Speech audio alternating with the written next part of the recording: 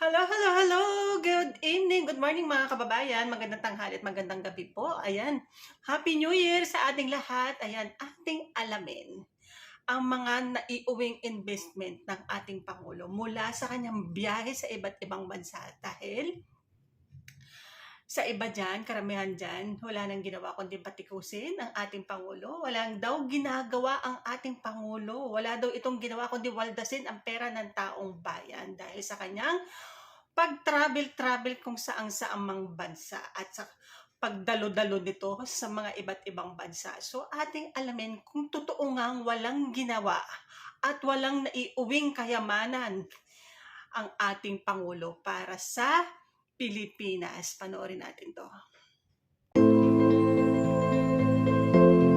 Ang naitala ho natin ay umabot na ho sa 4 trillion pesos. May mga iba-ibang levels ho yan, kagaya ho ng ilan ba dyan ang talagang nag-ooperate na. Ilan ba dyan ang nagre-register, nagre-register. Basta ang kabuuan ho ay 4 trillion pesos, of which 22 billion na po ang nag-ooperate as we speak now. Ibig sabihin, tumatakbo na ho yung planta na ipinangako o yung facility na ipinangako sa ating mahal na Pangulo. Tapos a total of 148 projects po yan. So malaki-laki ho ang nakuha na ho natin from the foreign trips. At idagdag ko lang ho, Ma'am Nina, no? Bukod po dyan, may magandang balita rin ho tayo sa ating mga kababayan. Dahil ho ang ating Board of Investments, ang naitala ho nating approved investments. Ito yung talaga nag-apply na sa atin. So hindi lang ho ito yung gumagawa ng study pa, pero ito yung talaga nag-apply na at nagpa-approve ng kanilang mga projects dito sa Board of Investments. For the year 2023 po, umabot tayo sa 1.16 trillion pesos.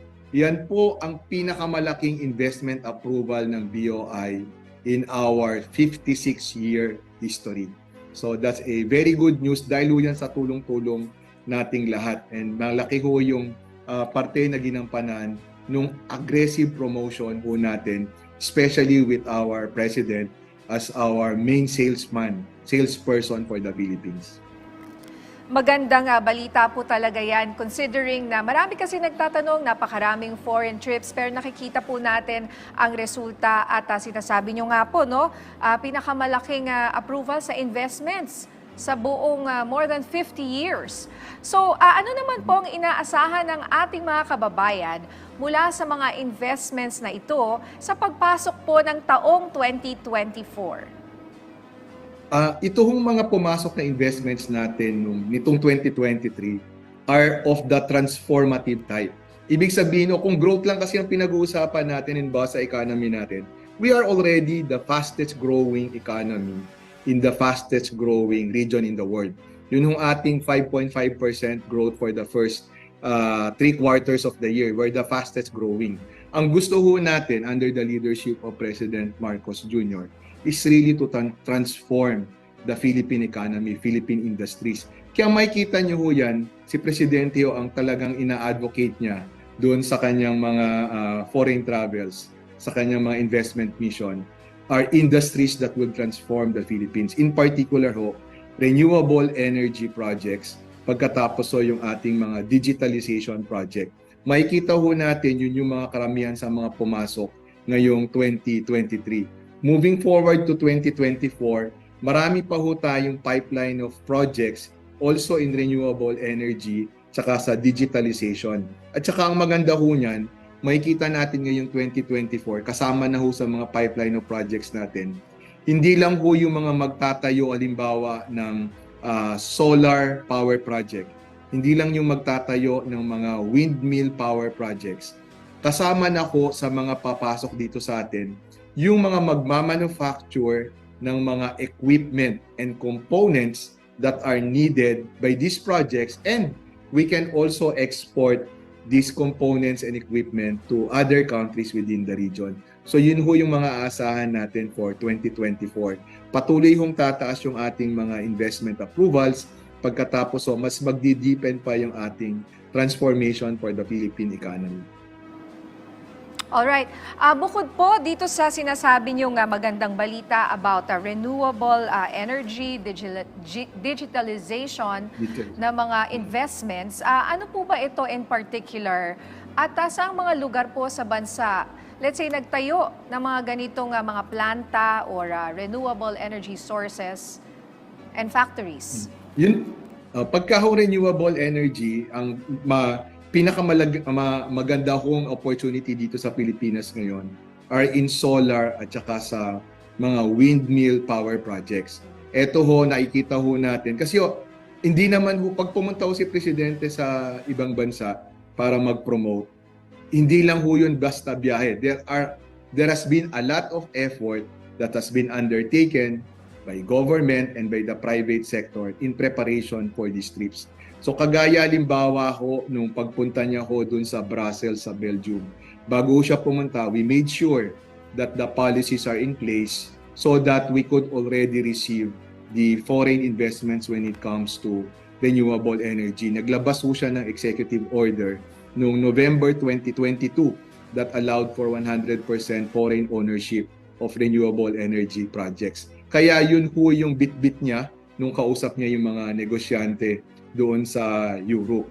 Tapos ang meron na ang pre-work na nangyari naman bago dun sa policy na nilabas ni Presidente ay yung World Bank study that was started in 2019 and completed in 2021 tungkol ko that map the whole of the Philippines kung saan pinakamagandang magkaroon ng mga wind farms. Doon ho nakita natin, yun sa tanong nyo kanina kung saan-saan mga lugar.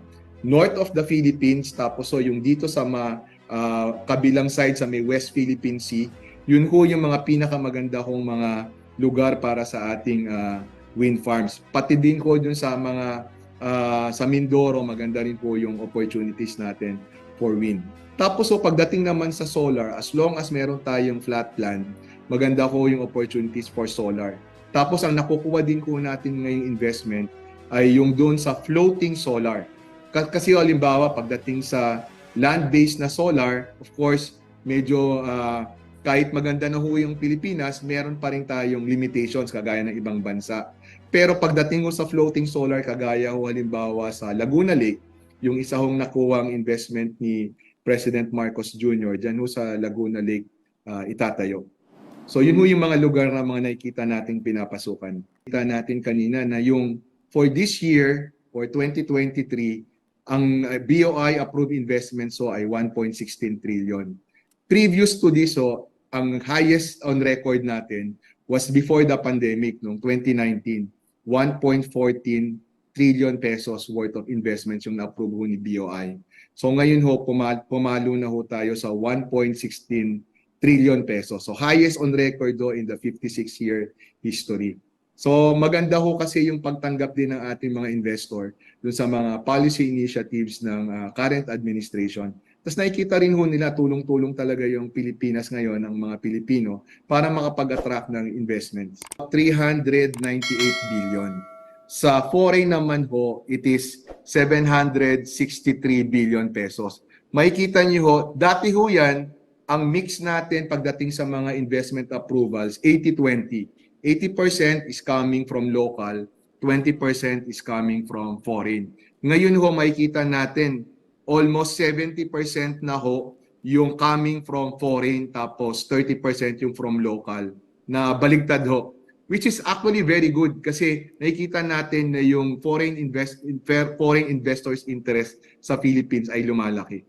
Ayan ang ating Pangulo na nagpupulburon lang at walang ginagawa para sa Pilipinas, para sa bayan, para sa mga Pilipino.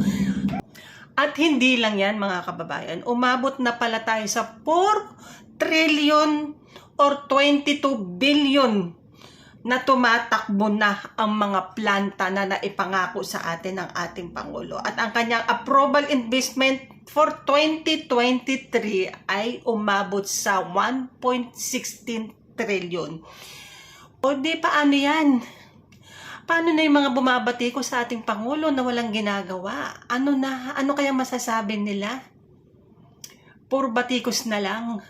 na walang ginagawa, mantakin nyo for 50 years, 56 years, ngayon lang nangyari yan na umabot tayo sa 1.16 trillion peso na po yan, mga kababayan. Nako, abang-abang tayo at hindi pa yan sa 2024, mas lalong dadami pa ang mga gustong mag-invest dito sa Pilipinas galing sa iba't ibang bansa. Nako, magandang balita yan. Good news po yan para sa Pilipinas at para na rin sa ating lahat. Ayan.